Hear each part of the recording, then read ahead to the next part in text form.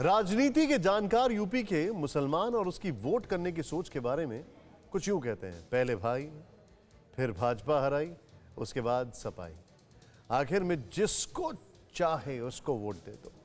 लेकिन इस बार यूपी के मुसलमान वोटों की हिस्सेदारी तलाशने वालों में हैदराबादी भाईजान असदुद्दीन ओवैसी भी शामिल हो चुके हैं।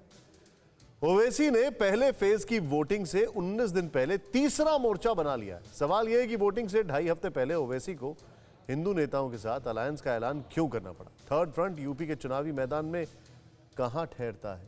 सवाल यह भी है कि यूपी का मुसलमान हैदराबादी भाईजान के बारे में क्या सोचता है। ओवैसी की चुनावी थीम और मुस्लिम हृदय सम्राट बनने के ड्रीम का सटीक विश्लेषण करती है एक्सक्लूसिव रिपोर्ट देखें।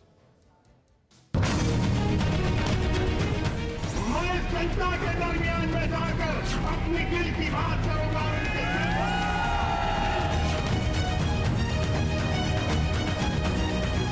ऐसा योगी मुख्यमंत्री नहीं रहेगा।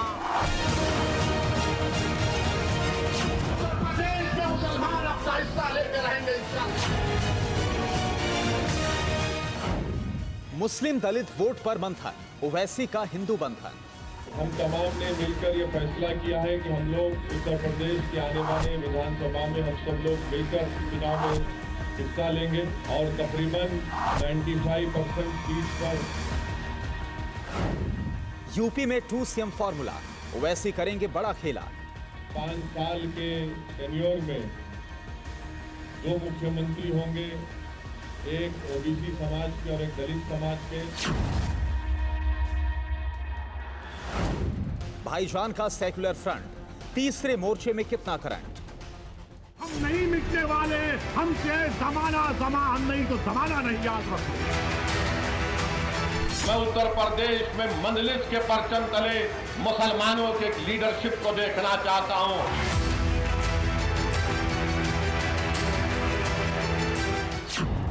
चिल्लाने का अंदाज चला गया, कौम के जज्बात भड़काने का मिजाज चला गया। यूपी की चुनावी राजनीति में हैदराबादी भाईजान का यह नया अवतार है। बैरिस्टर असदुद्दीन ओवैसी तीसरे मोर्चे के साथ यूपी के चुनाव में विरोधियों को ललकारने के लिए तैयार हैं।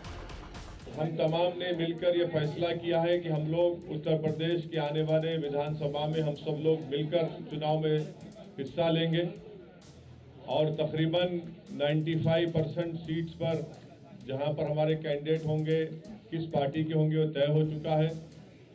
तीसरी बात हमने तय की है कि अगर उत्तर प्रदेश की जनता हमको अपने आशीर्वाद से, अपने दुआओं से और अपने वोटों से कामयाब करती है तो ये जो अलायंस बना है इसके कन्वीनर जनाब बाबू सिंह कुशवाहा साहब रहेंगे।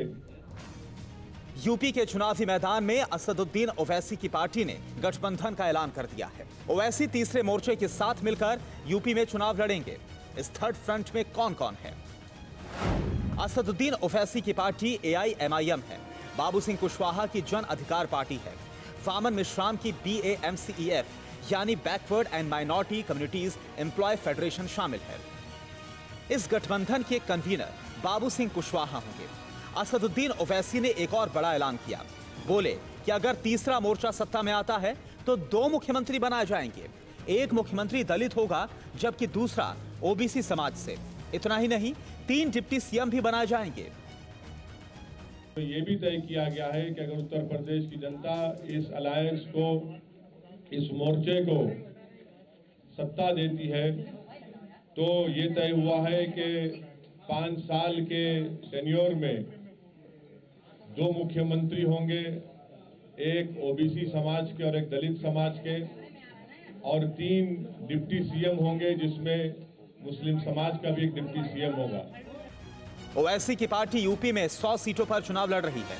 उम्मीदवारों की 2 लिस्ट भी जारी कर चुकी है। अब तक यूपी के मैदान में ओवैसी अकेले थे, अब गठबंधन की गांठ है। इसलिए सवाल यह है कि ओवैसी के तीसरा मोर्चा बनाने की बड़ी वजह क्या है। ओवैसी का तीसरा मोर्चा यूपी में कहां ठहरता है। ओवैसी के गठबंधन से किसे नफा, किसका नुकसान है।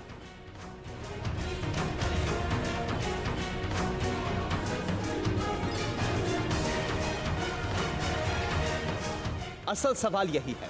इसलिए असदुद्दीन ओवैसी यूपी में लंबे वक्त से गठबंधन करने की बात करते रहे। बीजेपी को छोड़कर हर पार्टी के साथ जाने को तैयार थे। हम हिस्सेदारी की लड़ाई लड़ रहे हैं। अब हम किसी के दिए हुए टुकड़ों पर अपनी जिंदगी नहीं गुजारेंगे। हम अपने वोटों से अपने नुमाइंदे को कामयाब और कामरान करेंगे। उसको हमारी आवाज बनाकर उत्तर प्रदेश की विधानसभा में भी जाएंगे। और वो तमाम सियासी जमातों को समझना चाहिए कि अब हम तुम्हारे रहमो करम पर नहीं है। करीब 6 महीने पहले की इन तस्वीरों को याद कीजिए। बहराइच का मैदान था, हैदराबादी जुबान थी और भाईजान थे। बहराइच में अपनी पार्टी के दफ्तर का उद्घाटन किया, जिसके बाद सीधे सैयद सालार मसूद गाजी की दरगाह पर पहुंचे, जहां पर उन्होंने माथा टेकने के बाद चादर चढ़ाई, फिर रैली की थी। जो सियासी जमात ये समझ रही है कि मजलूम अवाम अक़लियतों का कोई आवाज नहीं है और उनको सिर्फ एक इफ्तार की दावत करने से, उनको एक खजूर खिलाने से या एक मुशायरा करने से या कोई कव्वाली का प्रोग्राम करने से खुश हो जाएंगे। मैं इन तमाम लोगों को कहना चाह रहा हूं, ये सर्कस खत्म होगा। ये सर्कस के जोकरों का ये नाटक बंद होगा। बहराइच जाने से पहले लखनऊ में ओवैसी की मुलाकात सुहेल देव भारतीय समाज पार्टी के नेता ओम प्रकाश राजभर से भी हुई। राजभर और ओवैसी ने लखनऊ में ज्वाइंट पीसी की, जिसमें ओवैसी और राजभर की पार्टी के गठबंधन का ऐलान भी हुआ। लेकिन यूपी में ओवैसी की ये सियासी दोस्ती परवान चढ़ पाती, इससे पहले ही ओपी राजभर समाजवादी पार्टी की साइकिल पर सवार हो गए। ओवैसी ने भी समाजवादी पार्टी के साथ गठबंधन की कोशिश की, लेकिन बात नहीं बनी। सुन लो अखिलेश यादव, मुझे तुमसे कोई सर्टिफिकेट की जरूरत नहीं है। मैं इस जनता के दरमियान में जाकर अपनी दिल की बात करूंगा और उनके दिल को जीतूंगा।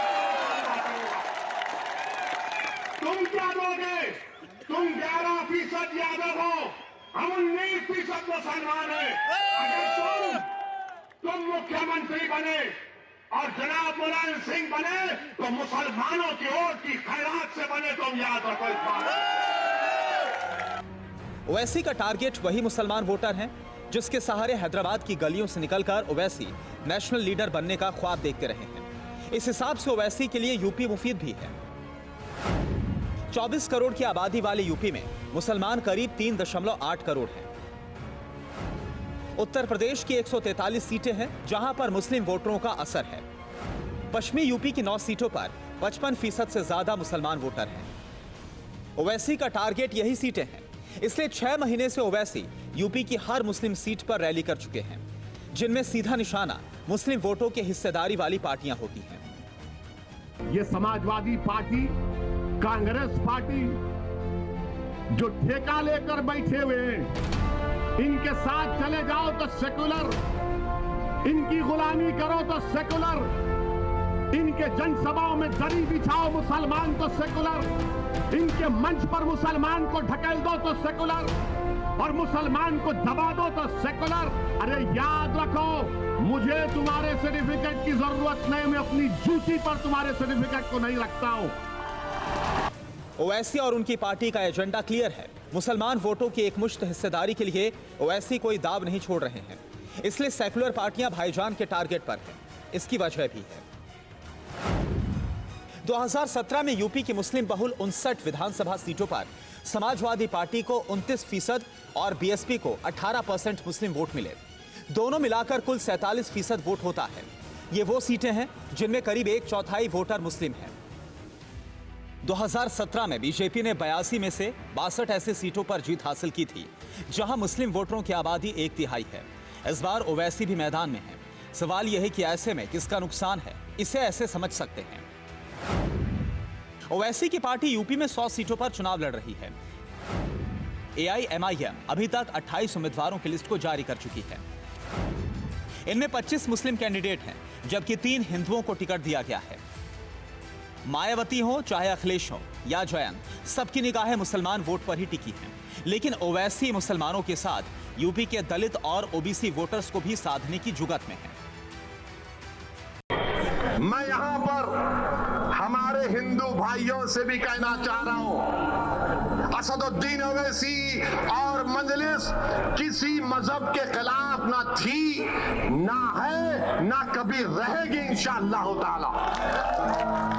मैं यहां पर हमारे पिछड़े वर्ग के खास तौर से हिंदू भाइयों से कहना चाह रहा हूं, हमारे पिछड़े वर्ग के हिंदू भाइयों से कहना चाह रहा हूं, मेरी बात को आप याद रखो। आपको ठगा गया हिंदू एकता के नाम पर। मैं हमारे दलित भाइयों से कह रहा हूं, मैं हमारे दलित भाइयों से कह रहा हूं, अगर आपको यह शिकायत है कि बीएसपी आपकी बात नहीं कर रही है, तो असदुद्दीन ओवैसी तुम्हारी बात करने तैयार है, तुम्हारे खिलाफ इंसाफ का मुतालबा करने के लिए तैयार है। असदुद्दीन ओवैसी जानते हैं कि देश के सबसे बड़े सियासी सूबे में हिस्सेदारी तलाशनी है तो सिर्फ मुस्लिम वोटों से ही बात नहीं बनने वाली है, इसलिए दलितों और पिछड़ों को भी अपने साथ लाने की जुगत में है। वैसे ओवैसी गुजरात और राजस्थान के निकाय चुनाव में मुस्लिम और दलित फॉर्मूला अपना चुके हैं। एआईएमआईएम ने गुजरात की गोधरा की 8 सीटों पर चुनाव लड़ा था। इनमें से 7 सीटों पर ओवैसी की पार्टी ने जीत हासिल की थी। यही वजह है कि यूपी में ओवैसी ने बाबू सिंह कुशवाहा और वामन मिश्राम की पार्टी से गठबंधन करने में देर नहीं लगाई। बाबू सिंह कुशवाहा ओबीसी समाज से आते हैं। यूपी में ओबीसी सबसे बड़ा वोट बैंक है, जिसमें 43% वोट बैंक गैर यादव बिरादरी का है। बाकी यूपी के 19% मुसलमान वोटरों के लिए ओवैसी के पास मुस्लिम वोटों के हिस्सेदारी का एवरग्रीन फॉर्मूला तो है ही। इस चुनाव में आने वाले विधानसभा के असेंबली के इंतखाबात में उत्तर प्रदेश के मुसलमानों को अपना हिस्सा लेना है, आपको अपना हिस्सा लेना है और हिस्सा लेकर रहेंगे इंशाअल्लाह ताला। ये लड़ाई मजलिस की हिस्सेदारी की है, ये लड़ाई हमारी ठीक की मांगने की लड़ाई नहीं है। हम अखिलेश यादव के बगल में ठहर कर फोटो लेने के मोहताज नहीं है। हमको तुम्हारे फोटो की जरूरत नहीं, हमको हमारा हक चाहिए और हम हक लेकर आएंगे इंशाअल्लाह ताला। ओवैसी जानते हैं कि मुस्लिमों के जज्बात भड़काकर वोट बटोरने का सबसे आसान जरिया है, लेकिन सवाल है कि यूपी का मुसलमान हैदराबादी भाईजान को कितना तवज्जो देता है।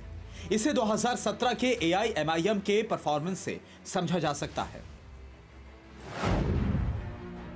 2017 में ओवैसी की पार्टी ने यूपी की 37 सीटों पर अपने कैंडिडेट्स खड़े किए थे। इसमें सहारनपुर सदर में एआईएमआईएम 5वें नंबर पर रही थी, जबकि यहां 40% मुसलमान हैं। इसी तरह कैराना और नजीबाबाद में भी एआईएमआईएम 5वें नंबर पर रही। नगीना, काट, ठाकुरद्वारा में ओवैसी की पार्टी 4थे नंबर पर रही थी। इन तीनों सीटों पर 55% से ज्यादा मुसलमान हैं। मुरादाबाद शहर में 7वें, कुंदरकी में एआईएमआईएम 4थे नंबर पर रही। सिर्फ 62% मुसलमान वोटर वाले संभल में ही ओवैसी की पार्टी दूसरे नंबर पर रही थी। लेकिन ये 5 साल पहले की बात है। 5 साल में यूपी की राजनीति काफी बदल चुकी है। इस बार ओवैसी पूरी प्लानिंग से चल रहे हैं। ये हमारी बातचीत पहले से चल रही है। फर्स्ट फेज में कौन कहां से लड़ेगा, किस विधानसभा से लड़ेगा, सेकेंड फेज में, थर्ड फेज में, फोर्थ फेज में, फिफ्थ फेज में, 6, 7, ये सब तय हो चुका है। तो इसमें आपको कोई ताज्जुब या परेशानी की बात नहीं होनी चाहिए, ये तय हो चुका है। असदुद्दीन ओवैसी भले ही उकसाने और भड़काने की तकरीरें करते हैं, लेकिन इतना जरूर है कि देश के सबसे बड़े राजनीतिक सूबे में फुल फॉर्म में उतरे ओवैसी कथित सेकुलर दलों के लिए गले की हड्डी बन गए हैं, क्योंकि एसपी, बीएसपी और कांग्रेस से नाराज मुसलमान ओवैसी के साथ जा सकते हैं। बीजेपी से नाराज पिछड़े और दलित एआईएमआईएम को वोट कर सकते हैं। एक और खास बात यह भी है कि यूपी में ओवैसी के पास खोने के लिए कुछ नहीं है। जो भी मिलेगा वही वजीफा होगा। मुश्किल तो मुस्लिम वोटों पर हिस्सेदारी जताने वाली पार्टियों के लिए है। ये पार्टियां ओवैसी से हाथ मिलाएं या उनके खिलाफ लड़ें, उनका सियासी नुकसान तय है।